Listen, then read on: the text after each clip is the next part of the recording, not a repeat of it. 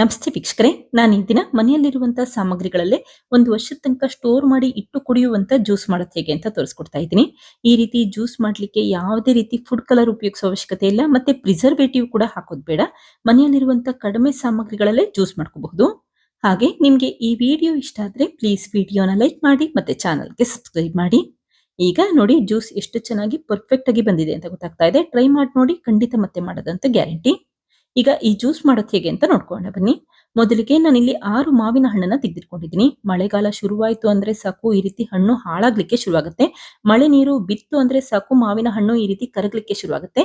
ಆ ಸಮಯದಲ್ಲಿ ಈ ರೀತಿ ತಕ್ಷಣನೇ ಜ್ಯೂಸ್ ಮಾಡಿಟ್ಕೊಳ್ಳಿ. ಒಂದು ವರ್ಷದ ತನಕ ಈ ಜ್ಯೂಸ್ನ ಸ್ಟೋರ್ ಮಾಡ್ಕೋಬಹುದು. ಈಗ ಹಣ್ಣನ್ನ ತೊಳೆದಿಟ್ಕೊಂಡು ಈ ರೀತಿ ಕಟ್ ಮಾಡ್ಕೊಳ್ತಾ ಇದ್ದೀನಿ.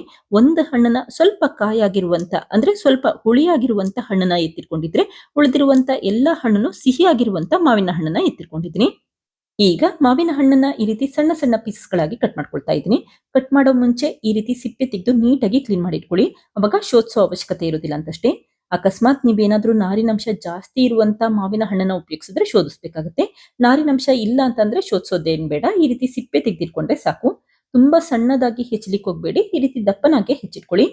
ಇದೇ ರೀತಿ ಉಳಿದಿರುವಂತ ಹಣ್ಣನ್ನು ಕೂಡ ಹೆಚ್ಚಿಟ್ಕೊಳ್ತಾ ಇದ್ದೀನಿ. ನೋಡಿ, ಹುಳಿ ಇರುವಂತ ಹಣ್ಣನ್ನ ಸ್ವಲ್ಪ ಅಷ್ಟೇ ತೆಗೆದಿಟ್ಕೊಳ್ಳಿ. ಆದಷ್ಟು ಸಿಹಿಯಾಗಿರುವಂತ ಹಣ್ಣನ್ನ ಉಪಯೋಗಿಸ್ಕೊಳ್ಳಿ.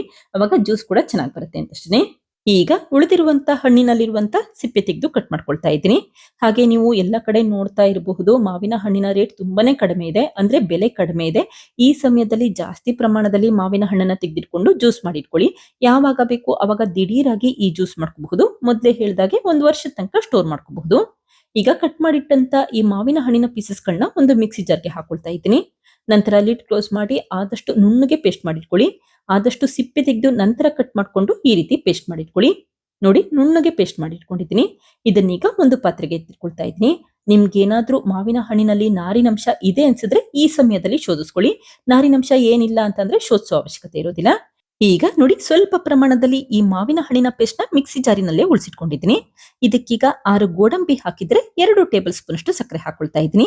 ನಾನಿಲ್ಲಿ ಇದೇ ಸಮಯದಲ್ಲಿ ಮಾವಿನ ಹಣ್ಣಿನ ಮಿಲ್ಕ್ ಶೇಕ್ ಕೂಡ ಮಾಡೋದು ಹೇಗೆ ಅಂತ ತೋರಿಸ್ಕೊಡ್ತಾ ಇದ್ದೀನಿ ಅಷ್ಟೇ.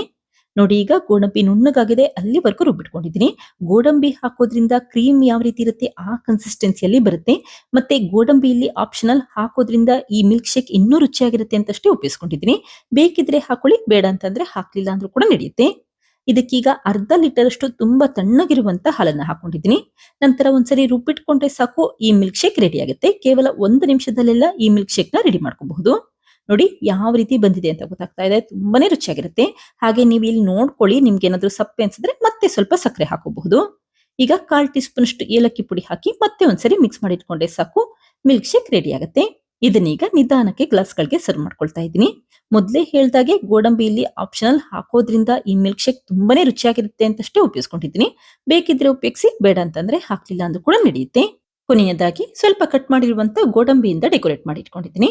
ನೋಡಿ, ಈಗ ಮಾವಿನ ಹಣ್ಣಿನ ಮಿಲ್ಕ್ ಶೇಕ್ ರೆಡಿ ಆಗಿದೆ. ಆರೋಗ್ಯಕ್ಕೆ ತುಂಬಾ ಒಳ್ಳೇದು, ಹಾಗೆ ರುಚಿ ಅಂತೂ ತುಂಬಾನೇ ಚೆನ್ನಾಗಿ ಅನಿಸ್ತಾ ಇರುತ್ತೆ. ಟ್ರೈ ಮಾಡಿ ನೋಡಿ, ಖಂಡಿತ ಮತ್ತೆ ಮಾಡ್ತೀರಾ. ಈಗ ಜ್ಯೂಸ್ ಮಾಡೋದು ಹೇಗೆ ಅಂತ ನೋಡ್ಕೊಳ್ಳೋಣ ಬನ್ನಿ. ನೋಡಿ, ಮೊದಲು ಈ ರೀತಿ ಮಾವಿನ ಹಣ್ಣಿನ ಪೇಸ್ಟ್ ನ ಸ್ಟವ್ ಮೇಲೆ ಇಟ್ಕೊಂಡಿದ್ದೀನಿ. ನಂತರ 1 ಕಪ್ ಅಷ್ಟು ಸಕ್ಕರೆ ಹಾಕೊಳ್ತಾ ಇದ್ದೀನಿ. ನಾನಿಲ್ಲಿ ಆರ್ಗ್ಯಾನಿಕ್ ಸಕ್ಕರೆ ಉಪಯೋಗಿಸಿರೋದ್ರಿಂದ ಈ ಬಣ್ಣ ಇದೆ. ನೀವು ಬಿಳಿ ಬಣ್ಣದ ಸಕ್ಕರೆ ಕೂಡ ಉಪಯೋಗಿಸಬಹುದು. ಈಗ ಕಂಟಿನ್ಯೂಸ್ ಆಗಿ ಒಂದು 5 ರಿಂದ 10 ನಿಮಿಷ ಬೇಲಿಕ್ಕಿಟ್ಕೊಳ್ಳಿ. ನೋಡಿ, ಈ ರೀತಿ ಬಣ್ಣ ಬದಲಾಗ್ಲಿಕ್ಕೆ ಶುರುವಾಗುತ್ತೆ ಮತ್ತೆ ಕುದಿಲಿಕ್ಕೆ ಶುರುವಾಗುತ್ತೆ, ಅಲ್ಲಿವರೆಗೂ ಬೇಲಿಕ್ಕಿಟ್ಕೊಳ್ಳಿ. ಯಾವಾಗ ಈ ರೀತಿ ಶೈನಿಂಗ್ ಅಥವಾ ಹೊಳಿತಾ ಇರುತ್ತೆ ಮತ್ತೆ ಬಣ್ಣ ಕೂಡ ಬದಲಾಗಿರುತ್ತೆ, ಅವಾಗ ಚೆನ್ನಾಗಿ ಬೆಂದಿದೆ ಅಂತ ಅರ್ಥ. ನೀವು ತಕ್ಷಣನೇ ಸ್ಟವ್ ಆಫ್ ಮಾಡ್ಕೋಬಹುದು. ತುಂಬಾ ಗಟ್ಟಿ ಮಾಡೋ ಅವಶ್ಯಕತೆ ಇಲ್ಲ. ಈ ರೀತಿ ಸ್ವಲ್ಪ ಬಣ್ಣ ಬದಲಾಗಬೇಕು ಮತ್ತೆ ಸಕ್ಕರೆ ಎಲ್ಲ ಕರಗಿರ್ಬೇಕು. ಈ ರೀತಿ 1-2 ರಿಂದ 3 ನಿಮಿಷ ಕುದಿಸಿಟ್ಕೊಳ್ಳಿ, ಅವಾಗ ಚೆನ್ನಾಗಿ ಬೆಂದಿದೆ ಅಂತ ಅರ್ಥ. ನಂತರ ನೀವು ತಕ್ಷಣನೇ ಸ್ಟವ್ ಆಫ್ ಮಾಡ್ಕೋಬಹುದು. ಈಗ ಸ್ಟವ್ ಆಫ್ ಮಾಡ್ಕೊಂಡು ಈ ಪಾತ್ರೆನ ಹೊರಗಡೆ ಎತ್ತಿಟ್ಕೊಂಡಿದ್ರಿ.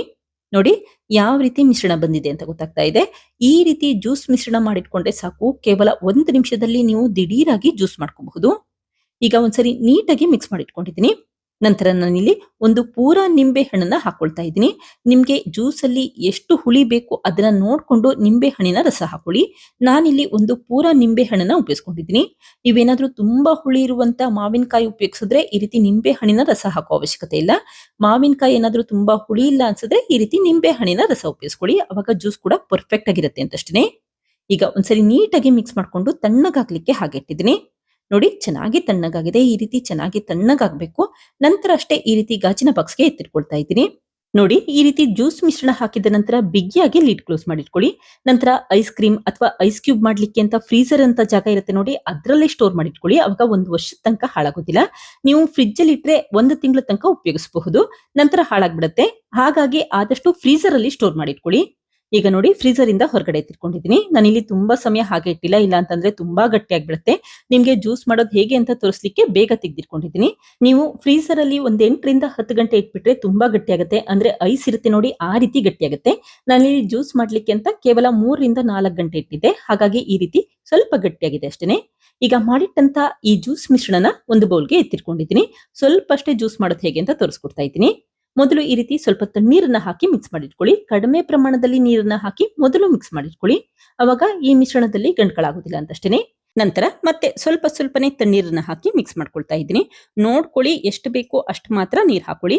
ನಾವು ಜ್ಯೂಸ್ ಮಿಶ್ರಣದಲ್ಲೇ ಮೊದಲೇ ಸಕ್ಕರೆ ಹಾಕಿರೋದ್ರಿಂದ ಈ ಸಮಯದಲ್ಲಿ ಸಕ್ಕರೆ ಏನೋ ಹಾಕೋದ್ ಬೇಡ. ಈ ರೀತಿ ಮಿಕ್ಸ್ ಮಾಡ್ಕೊಳ್ತಾ ಬಂದ್ರೆ ಸಾಕು. ಸಿಹಿ ನೋಡ್ಕೊಂಡು ಎಷ್ಟು ಬೇಕೋ ಅಷ್ಟು ನೀರನ್ನ ಉಪಯೋಗಿಸ್ಕೊಳ್ಳಿ. ಈಗ ಜ್ಯೂಸ್ ರೆಡಿ ಆಗಿದೆ. ಇದನ್ನೀಗ ಗ್ಲಾಸ್ಗಳಿಗೆ ಸರ್ವ್ ಮಾಡ್ಕೊಳ್ತಾ ಇದ್ದೀನಿ. ನೀವು ಮಾಸಾ ಕುಡ್ದಿದ್ರೆ ಅಥವಾ ಮ್ಯಾಂಗೋ ಫ್ರೂಟಿ ಕುಡ್ದಿದ್ರೆ ಅದೇ ರೀತಿ ಟೇಸ್ಟ್ ಆಗಿರುತ್ತೆ. ಟ್ರೈ ಮಾಡಿ ನೋಡಿ, ಖಂಡಿತ ಮತ್ತೆ ಮಾಡೋದಂತೂ ಗ್ಯಾರಂಟಿ. ನೀವು ಬೇಕನ್ಸಿದ್ರೆ ಒಂದು ವರ್ಷದ ತನಕ ಸ್ಟೋರ್ ಮಾಡ್ಕೋಬಹುದು. ಬೇಡ ಅಂತಂದ್ರೆ ಫ್ರಿಡ್ಜ್ ಅಲ್ಲಿ ಇಟ್ಟು ಒಂದು ತಿಂಗಳು ತನಕ ಸ್ಟೋರ್ ಮಾಡ್ಕೋಬಹುದು. ನೋಡಿದ್ರಲ್ಲ ಫ್ರೆಂಡ್ಸ್, ಎಷ್ಟು ಸುಲಭವಾಗಿ ಮನೆಯಲ್ಲೇ ಮಾಸಾ ಯಾವ ರೀತಿ ಮಾಡಿದೆ ಅಂತ ಗೊತ್ತಾಯ್ತಲ್ವಾ? ನೀವು ಕೂಡ ಟ್ರೈ ಮಾಡಿ ನೋಡಿ, ಖಂಡಿತ ಮತ್ತೆ ಮಾಡ್ತೀರಾ. Thank you. ಲೈಕ್ ಮಾಡಿ ಮತ್ತೆ ಸಬ್ಸ್ಕ್ರೈಬ್ ಮಾಡಿ.